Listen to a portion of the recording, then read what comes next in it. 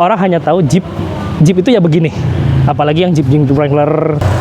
Sekutu Amerika, termasuk Rusia dapat, Inggris dapat, semua dapat. Berarti saat itu tuh Rusia memang udah satu Memang sekutu. sekutu. Okay. Jadi sekutu melawan Jerman kan. Sebenarnya kita belum tahu nih, sebenarnya Bapak ini siapa sih? Kenapa bisa tahu mobil-mobil ini dari zaman sejarah-sejarah dulunya?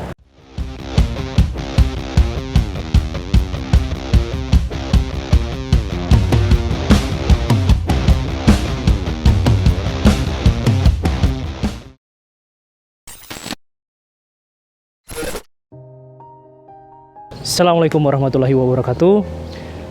Hari ini kita nggak ulas tentang motor. Hari ini kita nggak ulas tentang beberapa motor yang akan kita ulas seperti biasa-biasanya. Hari ini kita akan menuju satu rumah seseorang yang dimana beliau ini memiliki beberapa koleksi masih berkaitan dengan otomotif. Koleksinya apa aja? Rumahnya ada di Sukabumi. Sekarang ikutin saya, tonton videonya sampai habis.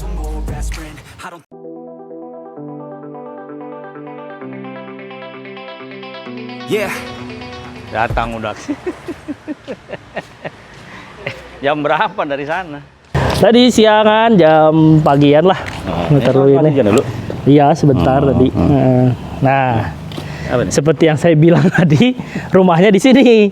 Ini di Sukabumi, inilah bisa dilihat dari sini koleksi-koleksinya banyak ya. Ada mobil yang biasa, ada mobil-mobil yang bisa dibilang mobil-mobil unik. Bukan koleksi lah.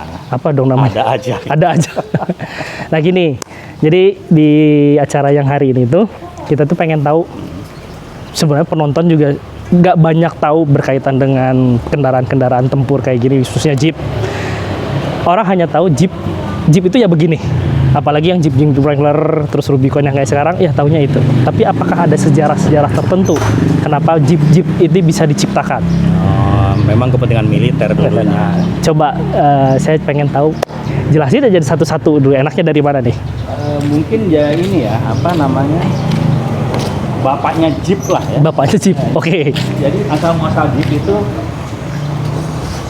dibuat di tahun 40-an.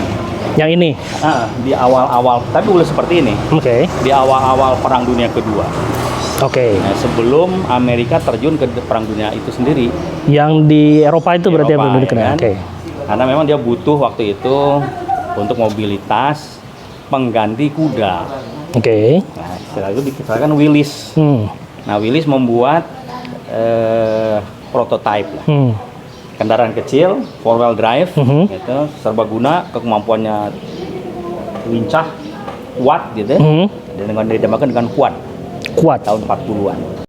Kemudian karena tuntutan gitu ya, dia mengembangkan lagi versi barunya lah. Oke. A1. A1 gitu kan. Jadi MA. Nah itu tentunya powernya lebih besar ya. Nah, itu dikirim ke medan-medan tempur di Eropa. Dan juga didistribusikan ke sekutu Amerika. Termasuk Rusia dapat, Inggris dapat, semua dapat. Berarti saat itu tuh Rusia memang udah satu sekutu. Memang sekutu. Jadi sekutu melawan Jerman kan. Oke. Nah, sehingga kemudian kendaraan ini di dalam perang Eropa itu betul-betul bisa melaksanakan tugas apapun, bertempur dalam medan apapun, gitu ya. Sehingga muncullah nickname Jeep. Jeep itu muncul setelah itu sudah dipakai. Dipakai karena serbaguna GP, General Purpose, Jeep. Jadi asal muasal JEP itu Jeep itu dulu. Nah, General Purpose lagi nickname karena lebih mudah bicara lah jadi Jeep gitu kan. Karena dia membuktikan bahwa bisa bertugas di medan apapun, dalam tugas apapun gitu kan. Sehingga muncullah nickname itu. Dan di dalam faktanya di lapangan itu ini memang didistribusikan kepada divisi-divisi Angkatan Darat Amerika. Jadi diciptakan khusus untuk Angkatan Darat dulu. Kebutuhan Angkatan Darat memang, dan itu 144 setiap resimen infanteri. 100 oke. Nah, itu sebetulnya mereka ada di sini dipasang nih satuannya itu. Kalau Oke. ini bukan. Nah, ini artinya apa nih? Kalau ini cerita dulu saya punya kendaraan pertama mobil perang tuh ini. Yaitu ini nama Ahmad. inisial nama ya. Mhm. Yang pertama Oke. gitu. Waktu itu saya komandan Karel Satswi Tubuh. Oke, berarti ini SD1. oke. Dengan Oh, kode-kode saya. Angka 1 itu maksudnya Komandan. oh bukan mobil pertama. Bukan, komandan. Oke. Ya kan? Nanti ada juga yang di sana. Tetapi kalau di kondisi atau digunakan di Amerika, di sini tuh biasanya ditulis divisinya. Oke. Misalnya divisi divisi Lindo 101. Maka di sini ada 101 AB Airborne. Oke. Kemudian Ya. ada resimennya 506. Parasutit Resimen bisa PN. Baru di sini ada kompinya, batalionnya gitu. Oh, Ini kesatuan ini. makanya ditulisnya seperti ini, ngikutin Ya, asli. iya, aslinya gitu. Oke. Hanya tentunya karena ini bukan kesatuan, Ah. kita gunakan dengan model yang sama tapi arti pribadi. Oke. Kan? Jadi ini tuh bapaknya para Jeep. Nah, dari sinilah banyak turunan karena pada saat akhir Perang Dunia itu stoknya juga banyak. Oke. Dan maka dialihkan menjadi untuk sipil. Maka ada CG, Civilian Jeep. CG itu tuh maksudnya. Iya ya, kita memang tahu ada Jeep yang namanya CG. Ternyata CG Ya, itu singkatan dari itu. jadi untuk Jeep, untuk sipil ya, karena memang speknya agak berbeda, diturunkan lah ya. Tetapi semuanya sama. Maka muncullah dari sini akan turunan kan CG2, CG3, Ya, ya. CG5, CG6, CG7 sampai Wrangler, Rubicon. Ini bapaknya. Oh, ini bapaknya. Ini bapaknya. Oke. Dan pada saat itu juga ada kebutuhan untuk angkut ringan. Maka dia menggunakan namanya Cargo Personnel Carrier. Oke. Ini. Dari situ ke sini. Ya, tapi panjang. Dia untuk angkut pasukan. Ini Willys juga berarti itu ada tulisan Willys. Nah, ini untuk orang, barang. Oh. Ya, depannya mirip, cuman ini lebih rendah ya. Nah, kayak beda-beda tipis lah, dan sebenarnya sama gitu ya. Nah, kemudian untuk angkut yang lebih berat, ya, jadi disebut dengan 3/4 ton, itu Angkatan Darat Amerika menggunakan Dodge. Apa itu Dodge? Ini mobil ini.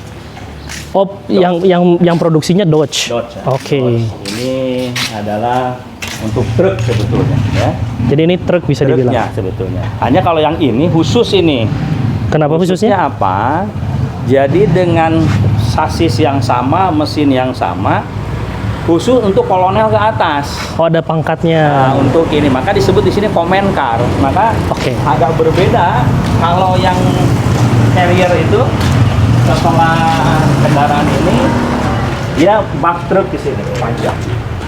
Jadi hanya untuk 2 orang, itunya bak truk aja. Truk. Oke. Nah, kalau ini command car ini ada meja peta juga di sini. Ah. Bisa dibuka meja petanya. Komandannya di sini. Jadi kolonel ke atas nih. Maka disebut ini adalah command car. Command car. Siap. Jadi dari sana kebutuhannya di situ Sama dulu dengan diawali. ini, gitu kan. Oke. Itu selalu berdampingan dan nanti di berikutnya kalau mungkin ada waktu bisa kita lihat ini diganti oleh M151 Mute Utility. Oke. Nah, ini kodenya dulu namanya M37 untuk truk. Ini itu, M37, tapi khusus ini command car. Nah, untuk truknya diganti M715. M715. Sampai hafal detail kodenya. Ya, itu apa namanya? Satuan atau peralatan yang digunakan oleh Satuan Angkatan Darat Amerika setiap periode seperti itu. Oke. Dan ini digunakan sampai dengan Perang Korea nih. Perang Korea itu tahun berapa sampai tahun berapa? Korea itu 50 sampai 53. 50 sampai 53. Kan kalau yang perang dengan Perang Dunia Kedua itu 44 ya kalau nggak salah. 41 sampai 45. 45. Sebenarnya Ya. 39 waktu Jerman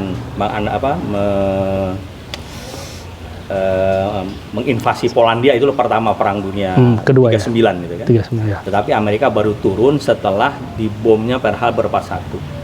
Maka tahun 40 Amerika belum ikut Perang Dunia Kedua, dia masih menjaga jarak gitu.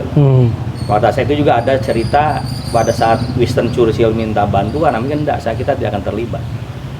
Tetapi begitu Pearl Harbor 7 Desember 41, maka Amerika terlibat ke Perang Dunia Kedua. Makanya ini tahun 40 di awal-awal Perang Dunia ini belum digunakan Amerika. Oke. Tetapi sudah disiapkan karena memang ada kebutuhan dan didistribusikan ke sekutu-sekutu Amerika. Jadi makanya dulu Rusia pakai ini juga. Oke. Makanya Rusia tuh mengembangkan juga sama gitu kan. Siap. Nah, kemudian untuk pembanding saja lah ya. Negara lain pun juga membuat sebetulnya. Tidak hanya Amerika gitu. Salah satu contoh yang ini. Nah, ini yang sebelah ini.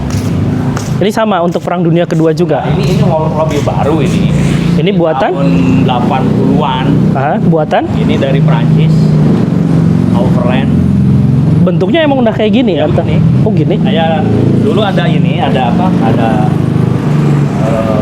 bempernya, dari bemper kita putus biar lebih gagah. Iya sih, kalau misalkan ditambah itu yang model itu emang udah lebih cocok seperti itu. Ya, kalau ini kayaknya lebih bagus gini ya. Lebih kelihatan. Sedikit lah.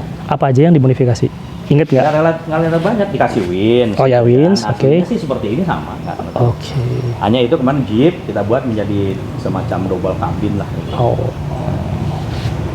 Oke, jadi kira-kira sekelumit lah ya, kebutuhan mobilitas buat satuan militer. Kenapa? Pada dasarnya bertempur tuh dua elemen utamanya, satu daya gerak, dua daya tembak. Nah, ini untuk mendukung daya gerak. Daya geraknya ini. Nah, ini daya gerak. Dari kuda, gitu kan? Dulu infanteri kan? Infanteri jalan kaki. Terus dari kavaleri naik kuda. Ya. Nah, naik kuda dikembangkan dengan kuda besi ini. Oke. Oh, jadi ini maksudnya kavaleri, infanteri ya? Ya, untuk mobilitas. Oke. Ya. Kavaleri. Kan, kuda diganti sama ini. Untuk kemarin sekarang kan dua Hammer dan sebagainya. Kemudian sekarang kan helikopter tuh namanya Sky Cavalry. Oke. Mobilitas.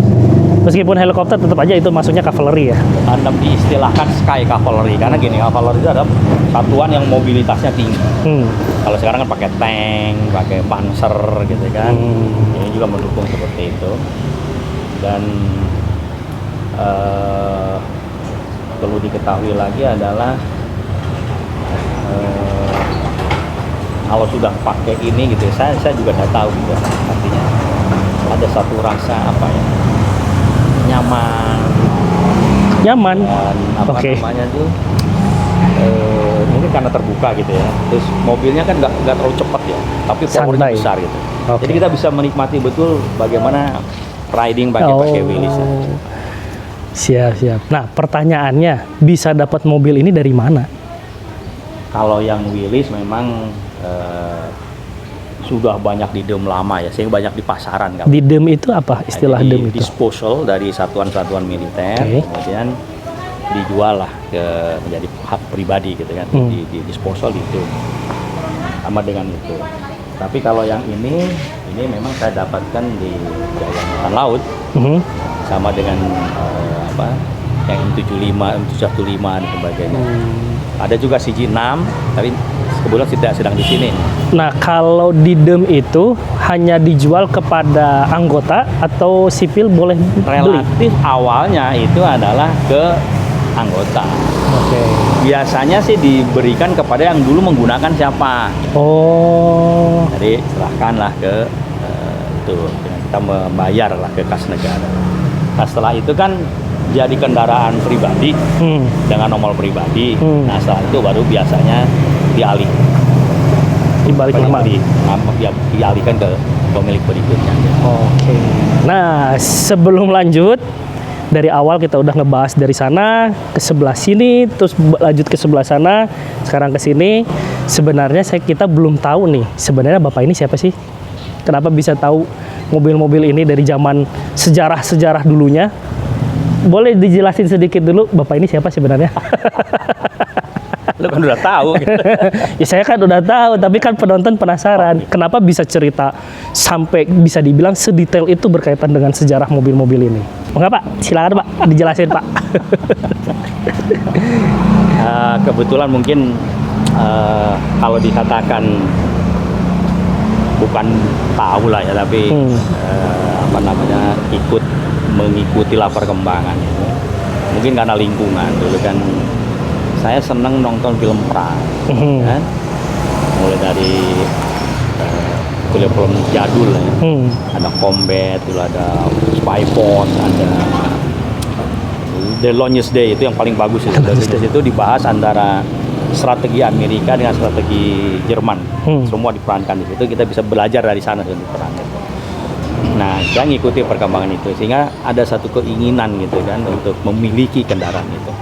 Waktu itu saya masih SMP gitu kan. Dari SMP untuk udah punya ingin punya mobil itu, tapi ya tentunya situasi tidak memungkinkan. Kebetulan masuk tentara kan. Masuk tentara di Angkatan Laut dengan pangkat terakhir Laksamana Madya TNI bintang 3. Oh, makanya itu ada bintang 3 kan? Bintang 3 di helmnya gitu kan. Iya. Nah, barulah pada saat komandan KST itu dapat bisa beli ini. Jadi dari SMP nunggu seberapa tahun untuk sampai berapa tahun itu? Tahun 70-an sampai baru bisa beli komandan KST itu 2004. Nunggu 70 dari tahun 1970 baru bisa kebeli 2004. Satu, makanya itu urutan pertama tuh. Oh ya, makanya dikasih nomor 1. Nah, disitulah kita ngikuti perkembangan sampai dengan yang sekarang. Karena itu memang dibutuhkan juga dalam mendukung tugas, sehingga pada saat saya harus memutuskan untuk kepentingan satuan-satuan mana yang cocok untuk mereka sesuai dengan konsep bertempur. Nah, kalau kita tidak ngerti masalah teknisnya, masalah mungkin juga sejarahnya kenapa seperti itu, maka mungkin keputusan yang diambil tidak terlalu tepat. Jadi itu sebenarnya ada pertanyaan muncul lagi nih tambahan. Sekarang udah pensiun berarti ya, atau masih aktif? Sekarang Pang TNI, Pangsiunan TNI. Bukan Panglima TNI ya, berarti Pangsiunan TNI. Dan Kasal. Bekas Angkatan Laut. Nah, kebanyakan orang yang notabene biasanya sudah berada di puncak itu, puncak karir terus kemudian pensiun, banyaknya orang itu adalah mengkoleksi mobil mewah. Kenapa Bapak malah lebih memilih mobil yang ini? Ini sebetulnya sudah konsep dari awal gitu ya. Konsep gimana untuk itu? Menjaga karakter prajurit. Gitu. Tapi udah pensiun, ya. Kenapa harus tetap dijaga? dijaga? Dari awal, dari karakter awal. prajurit. Jadi begini, saya merasa negara sudah memberikan fasilitas yang luar biasa seiring dengan karir dan jabatan yang saya terima. Salah satu contoh, kendaraan terakhir saya itu adalah Land Cruiser, ya kan? LC yang baru. Sedannya Crown. Itu mobil. Mobil keren. Ya, mobil keren ya, benar itu. Mobil mahal. Saya nggak mau jadi manja dengan fasilitas itu. Jadi kalau weekend pasti bawanya. Jadi tidak manja lah dengan fasilitas itu. Saya tetap menggunakan kendaraan seperti ini untuk mempertahankan karakter prajurit. Meskipun sudah pensiun ya? Walaupun sudah pensiun, karena apa? Pada saat kita pensiun, otomatis menjadi tentara cadangan. Jadi sewaktu-waktu bisa diaktifkan. Meskipun sudah pensiun, maksudnya gimana? Diaktifkan. Situasi seperti apa ya? Negara ini perang, membutuhkan, dipanggil, diaktifkan lagi. Kita siap. Nah, pada saat diaktifkan itu pangkat terakhir atau ngulang dari awal atau? Biasanya dari pangkat terakhir ditempatkan di mana yang dibutuhkan, kan? Makanya sampai saat ini, karena tentara itu sebetulnya yang membedakan antara tentara dengan masyarakat non militer itu 5 hal plus 1. Jago lari, jago berenang, jago nembak, jago halaridang, jago baja peta, nguasai Permildas. Apa itu Permildas? Peraturan Militer Dasar. Nah, ini kita pelihara. Salah satu contoh, tiap hari saya masih lari 6 kilo. Sehari 6 kilo. Sanggup gak lari 6 kilo sehari? Karena itu tadi, tetap menjaga salah satu itu karakter prajurit. Karena begitu pensiun, kita masih terikat dengan status sebagai prajurit cadangan. Jadi sebenarnya bukan, berarti bisa dibilang nggak pensiun beneran sebenarnya? Ya, kalau dalam keadaan normal ya pensiun. Ya, kita nggak ikut campur lagi dan sebagainya. Tetapi bila negara membutuhkan, kita siap ambil helm lagi, ambil senjata lagi, siap bertempur lagi. Itu jadi beliau adalah seorang militer dari instansi Angkatan Laut ya, berarti ya disebut ya, Angkatan Laut.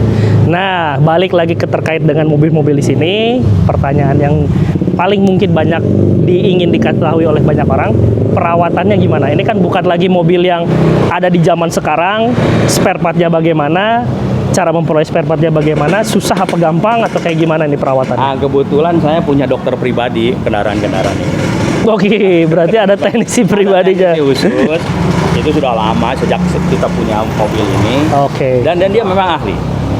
Tapi kalau disuruh perbaikan yang Mobil baru. elektronik, angkat tangan. Dan mereka bisa mencari persamaan Nah, atau malah membuat. jadi partnya itu Buat bikin sendiri. Ya, kalau yang tidak, yang sulitnya sudah tidak ada itu. Itu. Jadi luar biasa kemampuannya itu. Kalau dalam hitungan range biaya nih untuk perawatannya terbilang mahal nggak? Sebetulnya tidak, karena apa? Enggak. Kendaraan-kendaraan lama itu bandel. Ya. Oke. Kemudian teknologinya tidak terlalu rumit. Dia lebih kepada mekanik kan. Jadi masalahnya pasti kalau nggak listrik, bahan bakar.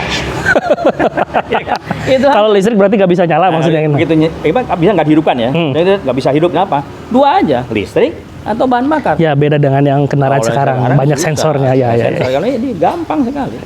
Sehingga pada saat kita membutuhkan spare itu cari persamaan. Nah, itulah orang itu ahli sekali. Kalau untuk persamaan sendiri, kalau kita kan tahu ya, dari brand mobil yang ada di Indonesia ada Toyota, ada Suzuki, ada Honda, ada apa lagi ya, beberapa macam kendaraan lagi nih. Biasanya paling banyak persamaannya dari mobil apa? Kalau yang saya lihat mereka nggak bisa Toyota itu. Toyota. Toyota karena relatif mungkin ya kompatibel gitu. Tapi kalau mesin enggak ya, kalau mesin paling platinanya gitu masih pakai platina kan. Oh iya iya. Ya, karburator bisa itu dari Toyota Kijang biasanya. Malah lebih irit katanya.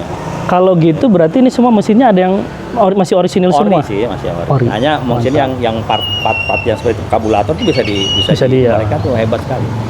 Makanya saya bilang ini tangguh ya, untuk perang masih tangguh karena mogok dimanapun nggak usah perlu bengkel. Dokter pribadinya ikut langsung jalan berangkat. gitu. Nah, selain mobil-mobil yang ada di sini, kalau kelihatan sedikit tuh, kelihatan ada motor di belakang. Penasaran dengan motornya nggak?